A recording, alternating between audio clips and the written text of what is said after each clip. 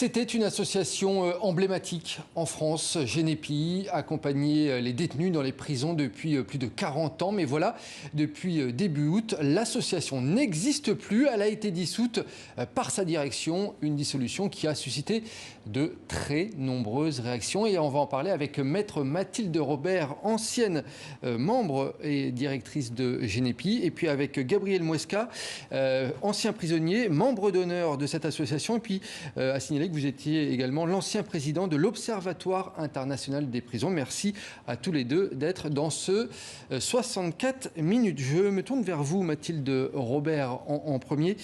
Qu'est-ce que vous avez ressenti lorsque vous avez appris la dissolution de l'association? Vous l'avez quittée, vous me disiez, en 2014. À la fin de l'été 2015. Alors je crois qu'on a tous été un petit peu surpris par cette annonce. À titre personnel, compte tenu de l'engagement que j'avais pu y avoir, c'est une nouvelle qui m'a évidemment beaucoup attristée. Même si il faut bien dire que c'est, j'ai l'impression, la continuité d'une évolution au cours de plusieurs années de l'association. Et donc ça ne représente pas forcément une surprise majeur, mais c'est vrai que c'est avec beaucoup de regrets qu'on voit cette association disparaître. Et on va essayer de comprendre un petit peu mieux l'histoire, les objectifs de cette association dans ce sujet de Maëva Desfroyennes. Regardez. Changer les regards sur la prison et sensibiliser le public. Cela faisait plus de 40 ans que partout en France, les bénévoles du Genepi, initialement étudiants, accompagnaient les détenus. On essaye d'arriver vraiment avec cette vision politique de la prison, de montrer à la fois les conditions carcérales, les conditions de détention qu'on pense indignes aujourd'hui de notre pays, et de l'autre côté de penser l'enfermement et de questionner cet enfermement. L'association a été créée par les pouvoirs publics en 1974, après des émeutes en prison. Mais le Genepi, qui a pu compter jusqu'à 850 bénévoles, a annoncé sa dissolution au début du mois d'août. L'association avait pris un tournant idéologique, se présentant comme féministe et anticarcérale. Nous refusons de faire perdurer une association qui n'a pas été pensée comme un outil de lutte contre l'enfermement et n'a jamais servi l'intérêt des prisonniers et prisonnières. Les liens avec l'administration pénitentiaire s'étaient dégradés ces dernières années. Depuis 2018 déjà, l'association ne recevait plus de subventions. Aujourd'hui, le Genepi est dissous, mais certains anciens espèrent d'ores et déjà faire revenir des étudiants en prison. Gabriel Muesca, comment le Genepi vous a aidé de votre côté et comment vous avez ressenti justement l'arrêt de cette association? Bon, par rapport à l'arrêt, j'ai d'abord vérifié au niveau du calendrier si on n'est pas le 1er avril. Ce n'était pas le cas. Et j'ai cru aussi que c'était une opération montée par la partie la plus réactionnaire de l'administration pénitentiaire.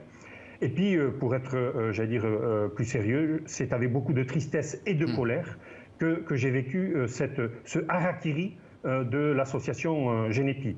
Et pour répondre à votre première question, j'étais en tant que prisonnier bénéficiaire de beaucoup d'aide de la part du Genepi. J'ai eu beaucoup de jeunes hommes et femmes qui, dans mon parcours, j'étais prisonnier pendant 17 ans, m'ont accompagné. Et je suis bien conscient de l'apport de ces personnes sur mon parcours. Et depuis, je suis aussi conscient de ce que le Genepi a apporté pendant plus de 40 ans auprès de milliers et de milliers de personnes détenues. Et je vais être très très clair sur le sujet. Ce ne sont pas des gens qui ont collaboré avec l'administration pénitentiaire, ce ne sont pas des gens qui ont apporté, de belles actions empreintes de bonnes intentions. Les gens du Genepi, pendant plus de 40 ans, ont apporté de la vie, de l'oxygène. Pour qui connaît la prison, c'est le côté mortifère du système carcéral, ici et ailleurs. Et les jeunes du Genepi ont porté uniquement de l'oxygène et de la vie. Ça n'a pas de prix. Et le fait qu'aujourd'hui, ces personnes détenues soient sans l'intervention du Genepi, c'est quelque chose qui est dramatique pour la population carcérale.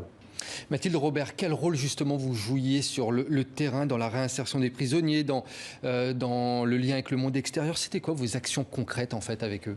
Alors, en premier lieu, le GENEPI ne se positionnait pas nécessairement comme un acteur de réinsertion. Il n'avait pas vocation à intervenir sur le parcours pénal des personnes qu'il rencontrait. Il y avait 3 grands piliers d'action du GENEPI. Le premier, donc le plus médiatique, c'était donc évidemment l'action en détention, qui prenait la forme d'ateliers soit scolaires, soit qu'on appelait socio-éducatifs. Donc ça pouvait être, moi par exemple, j'ai participé à un atelier revue de presse pendant une année à la maison d'arrêt de Fresnes. Et donc, l'idée, c'est donc de rentrer en détention, de rencontrer des personnes dont on ignore le passé pénal parce que ce n'était pas du tout quelque chose qui nous intéressait, et de partager un moment, j'ai envie de dire presque peu importe ce qu'on était officiellement supposé faire. Je pense que, et Gabriel l'a bien expliqué, ce qui comptait en réalité, c'était de partager un moment collectif. Mais il ne s'agissait évidemment pas juste d'entrer pour entrer. Et j'imagine que c'est à ça que faisait référence Gabi quand il disait c'est pas une question de venir faire de la simple charité, puisque derrière, les génépistes se servaient de ce qu'ils avaient pu constater en détention, des témoignages qu'ils recueillaient, de l'expérience qui leur était transférée, pour, de l'autre côté, avoir tout un rôle de sensibilisation du public sur les questions carcérales. Oui, parce que c'était beaucoup d'étudiants. Oui, alors l'association était une association étudiante, puisque le GENEPI, à la base, c'était le groupement étudiant national d'enseignement aux personnes incarcérées, qui donc avait été créé. Enfin, le but de l'association, c'était vraiment que c'était une association étudiante. Et moi, l'année où j'ai été présidente, j'ai interrompu mes études pendant un an pour m'y consacrer. Et c'est comme ça que l'association fonctionnait. Donc c'était une association très jeune.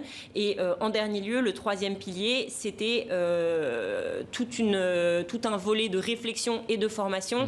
On avait de très nombreux week-ends de formation qui étaient organisés tout au long de l'année. Et l'idée, c'est donc pas du tout évidemment juste d'entrer en prison par presque curiosité malsaine, mais bien de se nourrir de cette expérience-là et de la contrebalancer avec toute une réflexion sur la prison derrière. Gabriel Mouesca, vous de votre côté, vous avez décidé de lancer des initiatives, notamment auprès de femmes détenues depuis. Oui, tout à fait. Nous avons ouvert il y a de cela quelques mois une ferme biologique qui fait de l'accueil de femmes détenues en placement extérieur. C'est une première européenne et nous avons d'ici peu la préfète dans 2 jours encore qui va venir nous visiter et nous allons lui démontrer l'avantage que nous avons, nous, société française, à sanctionner de façon intelligente et citoyenne en créant de micro-entreprises de ce type-là. Mais je voudrais insister sur une chose pour appuyer les dires de Mathilde. Le GENEPI a toujours été une école de formation de citoyens et de citoyennes jeunes. Et je vais aller au-delà de ça. J'ai présidé l'Observatoire international des prisons pendant 5 ans.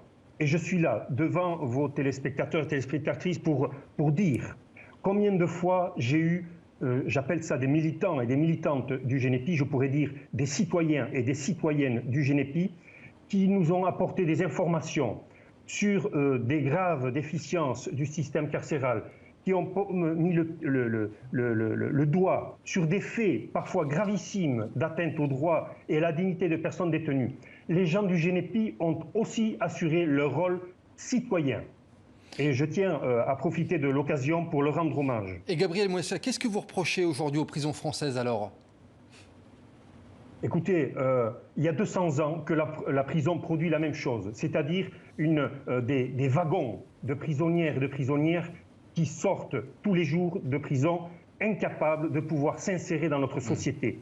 Nous aujourd'hui, nous faisons travailler une administration qui produit des gens inaptes au vivre ensemble. Il faut que cela cesse. Et aujourd'hui, nous savons ce qu'il faut faire pour éviter cette catastrophe humanitaire et citoyenne. Il faut que le pouvoir politique, aujourd'hui, change de braquet et change d'optique sur la façon de sanctionner les personnes qui ont commis des délits ou des crimes dans notre pays. Mathilde Robert, quand on entend Gabriel Mouesca, on peut se dire, par rapport à cet état des lieux dans les prisons, finalement, la fin de cette association, c'est presque un leurre, en fait, d'avoir abandonné ce type d'association. Alors, dans leur communiqué, elles indiquent que ce serait une association qui n'a jamais rien fait dans l'intérêt des personnes détenues. Alors bon, moi, je suis pas personne détenue, donc je serai personne pour affirmer ça, mais je pense qu'on a eu le témoignage de Gabi qui indique que c'est peut-être une perception qui, en tout cas, n'était pas partagée par tous. Et je pense que la frustration que beaucoup d'anciens génépistes ont pu ressentir, c'est que c'était très difficile de dialoguer avec les personnes qui ont pris cette décision. Enfin, à titre personnel, je ne sais pas qui c'est.